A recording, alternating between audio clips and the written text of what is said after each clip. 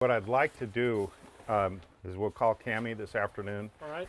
And I'd love to get these things off the boat So we can see. so what we got. can take them over to him, All right. and he'll spread them out in the loft and tell you whether you have awnings or drop cloths. yeah, drop cloths or you know, some sails that we can fool around with. Hey, Cammie, how are you? Hey, Fred, I'm well. How are you? Good. Thanks for taking the time to help me. I'm sure Cree's told you all about our Cal 40 project. Thanks for bringing this stuff. Woo! Stinky stuff. It's been in the bilge for a long time, but I thought what we do is just kind of lay them out, take a look at what's good or bad, and try and get an idea of what we have here. I don't have a lot of high hopes for it. That's good. Just in the look of the file, it's not very good. And So, then maybe put recommendations together on what we should do to the boat to get her back to shape. I counted 15 bags here. All right. And I think the bags have value, and the stuff in the bags maybe less so. Okay. Well, let's start with something. Let's just start. Let's do the spinnakers last. All right. Okay, that sounds good. Do nylon last. Got out of high school in 1966, and this is about what they were building. 1966. Not to mention the moth holes or the rat holes they've drawn in here. Well, my name is Cammie Richards. This is Pineapple Sails in Alameda, California. Sunny Alameda, as it turns out. We don't consider ourselves to be a production sail-making facility. We're a custom sail-making facility. We don't make stacks of, you know, J70 sails and then dispense them. If we make 3 sails the same in a year, that would be like a record. So things that we do, it's small volume, high attention. Steps are very, very important, and we're not, you know, we're not trying to just bash a bunch of stuff out. The quality is basically the number one thing. The design is very, very important. Time spent being sure that the customer knows what the sail can do, very, very important. Boats go fast if you put on your sailboat racer hat. Boats go fast for a lot of different reasons, and certainly the equipment matters, and certainly the crew matters, and certainly the bottom paint matters. But what also matters is, do the people on the boat know what to do with the strings that connect to the sails? And we've tried very hard to be really, really helpful with that aspect of the problem. How do you trim sails? I mean, something in a bag, it's a bag full of potential. You know, it becomes a bag full of boat speed if you know what to do with it.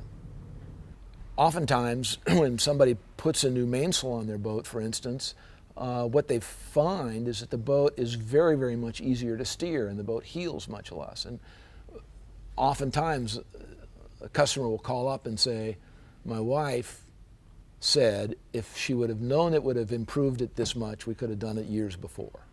Because it does make the boat easier to sail. I mean, good sails perform well, and that doesn't exactly mean go faster. It means easier to steer. And although we certainly enjoy building carbon sails for racing boats, you know, certainly over half of our business is cruising boats, and there's no apology. You can't come in and say I'm just a cruiser. I mean, we can't build you a crappy sail just because you're a cruiser. You can still get a very, very good sail. Maybe it won't be made out of carbon, but it's not going to be too full. It's going to be adjustable in terms of shape, so you can get it flat when it's windy and make it full when it's light. And I mean, we've had customers sail around the world and come back in with the sails, and they're, you know, they have had no troubles. You know, quality products go a long, long way. They may cost more today, might cost an awful lot less 3 years, 5 years, 10 years from now. But the reason sort of that you wouldn't want to keep this sail, to me, is that it's an old stretchy Dacron sail, and even though it's a staysail, it's going to be full in the back and give you a lot of heeling, a lot of helm, and not much juice. All right. It's a delivery staysail. Got to have one. We put all the sails out on the floor, and I would say it was a reasonably degrading conversation because what we were looking at was not very good. But it's important to realize that, I mean, that was 1967. That was a long time ago.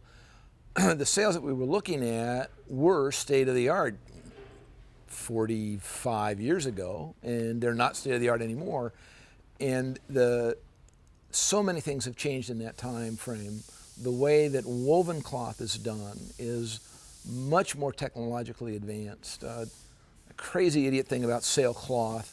Sailcloth is described in terms of a sailmaker's yard, which is 36 inches long, but it's only 28.5 inches wide, because that was the widest loom that could make sailcloth. Nobody could envision a 36-inch wide cloth. Now looms are 130 inches wide, and they slit it in half after they weave it. So the big change in weaving technology, big change in pre-stressing the yarns when they're making a woven cloth.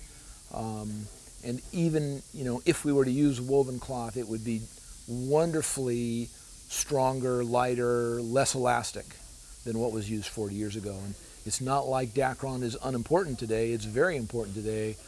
But if the goal is to race the boat, we're probably going to have to move on beyond wovens and into the land of laminates. In terms of ordering sails for a Cal 40, the first question that you have to answer pretty clearly is, what are you going to do with the boat? If you're going to cruise the boat, if you're going to day sail the boat, there's plenty of wonderful answers. If you're going to try to race the boat against other Cal 40s, then you're pretty much doomed to use the same weapons, the same tools that they use. And that is going to lead us away from woven Dacron and into laminated materials, which is basically like what we've got here. And these are laminates where the structural member in the middle is actually carbon yarns held together with layers of mylar. There can be other things put on the outside, but it ends up being very lightweight and very low stretch. The advantages to using a low stretch material actually propagate all over the place. When we're designing a sail, we have a sort of a target, a mold in the, in the mental sense of how we want the sail to come out. And as we use elegant fibers like carbon, the finished product looks just like the mold. When you're using woven materials that always are going to have some amount of stretch in them, you end up having to sort of deform the mold in one direction, like too flat, because when the sail's done it's going to get fuller, meaning rounder. In terms of racing a boat, the certainly primary deal is the shape that you have when you're all done. And that shape is the thing that controls how much power the boat gets out of the wind. If you have good control over the sail shape, you have good control over how much power the boat has, and it makes everything. Nice flat sails go upwind very well, and it's easy to steer. When sails get to be too full, the boat heels too much. It's very hard to steer, and much harder to make the boat go up the wind. Yeah, it looks like this one's had plenty of time. The mouse got to it. So we basically have a recycling program for things such as this. All right. And people come down, they pick them up, and they take them up to the redwoods, and they make shades for doing poetry readings, or they go to elementary schools for sandbox covers. All right. And that is, if somebody washed this, that's what it would be suitable. I don't mean, right. not you, right? Not I mean, me. we're But giving they it cleaned it away, up. right? Right. And that is what, and basically what you do is you get one more usable task Yeah, before it goes in the that dump. benefits somebody. Yeah. For class racing at Cal 40, we're going to end up with a main, several jibs, and some spinnakers. And the main, would be a carbon main for low stretch. It would be a fairly flat sail. Maybe one reef is going to be enough. Maybe two reefs. Reefs are necessary to make a sail get smaller when the wind comes up. In terms of jibs, we need to be able to race the boat, have the boat sail quickly from light winds of 1 or 2 knots up to a lot of wind, like 30 or 40 knots. That range we're probably going to cover with what would be called a light air Genoa, a heavy air Genoa. Those are going to be the bigger of the headsails. And then go down to a working jib. And that working jib would come back from the forestay just back to in front of the mast, On a Cal 40, the reason we want to do that is that it's an old-fashioned boat where the chain plates are set very, very wide. Chain plates are used to hold the mast up. And if the jib has to go outside of those chain plates, the boat can't point very well. Having a smaller headsail, sheets further inboard, the boat will point higher and go up the breeze much better. If we go upwind, I mean, that's always nice. Buoy races are generally determined by how well you go upwind, but anybody who sails in California knows that upwind is dumb. Good sailing is always done going downwind. All of the great West Coast races, all runs. We sail from San Francisco to Kaneohe, San Francisco to Lahaina, downwind, downwind, downwind, great fun. That's done with spinnakers. Spinnakers, which the last 3 sails we looked at last week, you might have heard me muttering that they were very, very limp, and they were limp, but a modern spinnaker cloth is very, it's resonated, it's stiff, and it doesn't, on the bias that we looked at, it's not stretchy. This stuff is very, very rigid. So just like in getting the upwind sails to work right, if we can get inelastic materials in the spinnakers, we can get the spinnakers to fly wider, keep the shape longer, pull the boat harder, and get down the breeze quicker. So in nylon, the nice thing about nylon is you can get it in a whole lot of colors, and you can have fun covering your refrigerator with lots and lots of drawings. And we have a theory here that we can actually accurately predict whether you've been using white wine or red wine to come up with your preferred colors by looking at the colors you use. Well, it's just spending money on something this old just never seems to make sense. Never doesn't work, huh? You know, it just doesn't work. Similar to the problem of sailing upwind, where you have to sail upwind in not very much wind to a whole lot of wind, we have to be able to do the same procedure going downwind. And if you're going to sail downwind in a lot of breeze, you need a strong sail, which in fact makes it heavier. So it would be like 1.5 ounce nylon.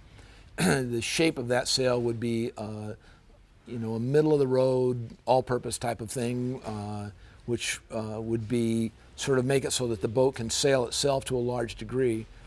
But as the wind gets lighter, that cloth begins to be too heavy and the sail hangs, doesn't really inflate. I mean, one of the interesting things about spinnakers is that they are actually inflated by the wind. The wind going across the outside surface travels fast enough to make a vacuum on the outside, and it sucks the sail up, and the sail's shape comes from being light enough to be being inhaled going out.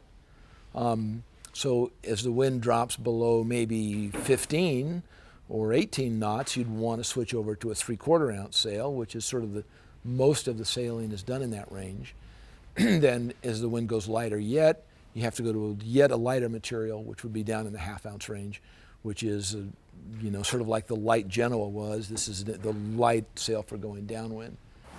Let's see, we're got 2 bags left there, Kim. Yeah. What are the odds that we get a decent sail out I of think this? the odds are very low. I think that 0 might be being optimistic. I was wondering if maybe there'd be like a cold beer in the bottom of one of those bags. Don't know that we're going to get that I lucky. don't think we're that lucky. With respect to a Cal 40, I think that sailing across the ocean, you'll be well equipped with 9 sails, 4 spinnakers, 4 jibs, and a main. There'll be very few circumstances that you can't sail very, very quickly with those sails. One of the interesting things I think about sails and materials is that in the past, when the wind got a little bit stronger, the boat would heel too much, and we would all want to change the jib so the boat wouldn't heel so much. And they have laminates available, and Kevlar and then carbon laminates. It turns out that it's really not the bigness that is the enemy. The enemy is the fact that those old sails stretched and they got full and they made the boat heel. So with modern materials, we can make one sail go a much broader wind range than what was ever done in the past. And that is due to the lack of stretch. And it has, in fact, I think, substantially reduce the number of sails that you need to carry in order to sail at a very, very high level. All right, Cammy, we've had a little fun here. Now let's go through the Fun. list. We call this fun. Fun. Let's So go we to got, what we got. we got these 3 sails here that are suitable for being used again if you're in a non-race circumstance. Delivery down to Los Angeles. or Yeah, something. sailing out to Catalina and back or something Right. like that. Okay. To save the racing. Save the good sails, sails for right? some other time.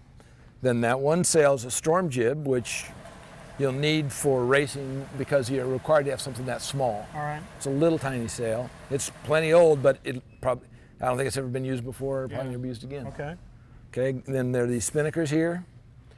The Gonna, old crosscuts that we old crosscuts, and what we'll do, I think best thing to do with them is to give them to somebody who has nothing, because there's technology so much better, and they have value to somebody, but I don't think they have value to you. All right. Yeah, they looked like they were okay and safe for somebody to use. Yeah. But the Yeah, but shape of them and the cloth's kind of gone. It's on. gone, long, All long, right. long gone. So somebody going to Mexico, that'd be a perfect Yeah. place, right? Yeah. And then we have the balance of the order. And then we have the balance. All the rest of the stuff, which is a big pile there, which has no structural integrity. All right. Uh, It's some mouse damage. It's old Hank on sails, Right. all that stuff. Right, right. Cloth is gone. It's stained. Right. And we don't want to go through all this effort and have stained sails. So They're weak. it'll- I mean, yeah, you know, because so they've then probably been damaged. they've by been the damaged moisture. structurally. Yeah. All right. So All right. So out of all those 15 sails, there's 1 plus 3. plus 3. And So that's we got about it. 4. 4. Okay. So, okay, I'll tell you what, we need to sit down here maybe in a few days. I give you a little time to think about it Yep. and come up with some recommendations on what we're going to do. You know what we want to try and do with Right. the boat. Right. And we want it to look good, and I want it to go fast. Go good. And I'm competitive, and I'd be frustrated if I didn't do Right. Right. That's the that. game. Sales make the game. Yeah. So, Yeah. Be glad to do that. all Glad right, to do I that. appreciate all your help. Yeah. and